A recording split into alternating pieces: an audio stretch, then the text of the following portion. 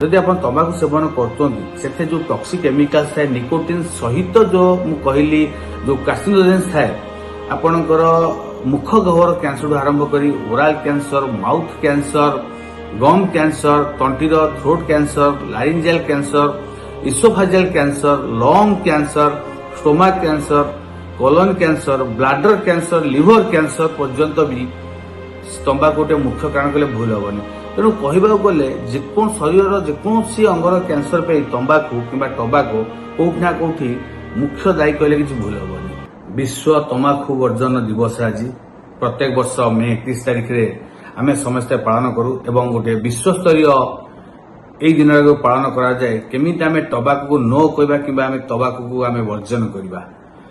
आजिका दिन में युवक आरंभ हो वृद्ध पर्यंत समस्ते टबाको खाया भल पाती जेकोसी उपाय टबाको से माने चोबेबा को खाइबा को स्मोकिंग हो ए सब पसंद करती। किछि लोक गुटखा हिसाब से टबाको खाती कि टबाको चोबाती किछि लोक सिगरेट हिसाब से स्मोकिंग करती किछि लोक डायरेक्ट चोबेकी भी खाती। तेणु वर्तमान समय आम देखुचे तंबाकू खाइबा कि तंबाकू स्मोक करबा टाणीबा एटा गोटे गोटे माने युवक आरंभ करिकी वृद्ध पर्यंत समस्त दैनंदिन अभ्यास हो गलानी। विशेषकर WHO तरफ आज दिन में आम विश्व तंबाकू वर्जन दिवस पालन करुचे एवं कहीं पालन करुचे सेटा समस्या जानवा निहात दरकार।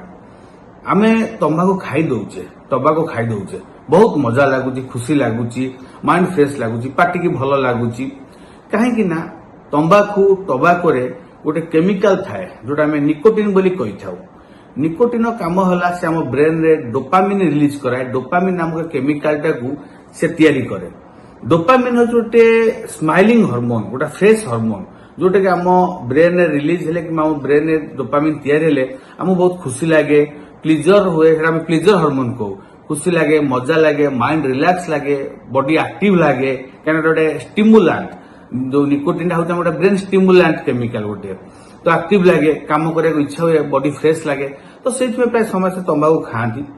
यहीटा हूँ तार रिजन जो तंबाकू पसंद करते किंतु आम जाचे तंबाकू खाइले कौन क्षति हुए कौन असुविधा हुए से विषय में कहबी।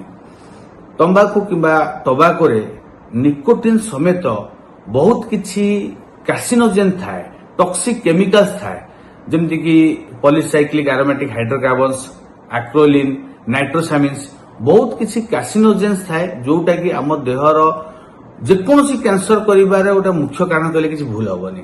जदि आप तंबाकू सेवन करते जो टॉक्सिक केमिकल्स थाए निकोटिन सहित जो कहली जो कार्सिनोजेन्स थाए आपणकर मुख गहर कैंसर आरंभ करी oral cancer mouth cancer gum cancer तंटीर throat cancer laryngeal cancer oesophageal cancer lung cancer stomach cancer colon cancer bladder cancer liver cancer पर्यंत भी तंबाकू मुख्य कारण कले भूल हेनी।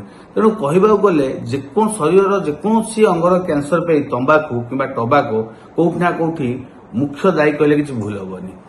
ये तो गला कैंसर कथा। द्वितीयतः तंबाकू खाइबा द्वारा से जो निकोटिन समेत अन्य टॉक्सिक केमिकल्स रोचे प्रथम जिन जब आप निकोटिन खाइबे जमी मुझे गोटे साइकोएक्टिव सब्सटेंस जमी सीएनएस स्टिमुलेंट सब्सटेंस तो सेटा खाइबा द्वारा आम देह अत्यधिक मात्रा एड्रेनालिन रिलीज होता है जमी मुझे कहली ब्रेन डोपामिन रिलीज होता है जोटा कि मनुष्य खुशी लगे तंबाकू खाई लगे ब्लड एड्रेनालिन रिलीज हुए जोटा आप ब्लड प्रेशर हठात बढ़े दिए हार्ट रेट बढ़े दिए लंग्स रेस्पिरेटरी रेट बढ़े दिए जोटा बहुत समय फाटाल कि घातक हो पारे बहुत समय सडन आरिथमिया कि हार्ट अटैक भी संभावना थाईपे।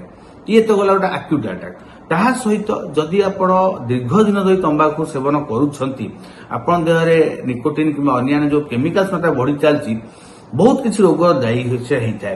जदि आप रेगुलर तंबाकू खाऊँ तो आपन देहरे रक्त जमाट बांधा कि रक्त नली नष्ट हवा आरंभ होता है। रक्त नली नष्ट हवा द्वारा कौन ना धीरे धीरे रक्त जमाट बांधि थाए जोटा कि पर समय आप heart attack major heart attack cardiac arrest brain stroke पक्षाघात अन्य हाथ गोड़र सर्कुलेशन जाम हवा पेरिफेरल आर्टरी डिजीज मुख्य कारण हो पारे।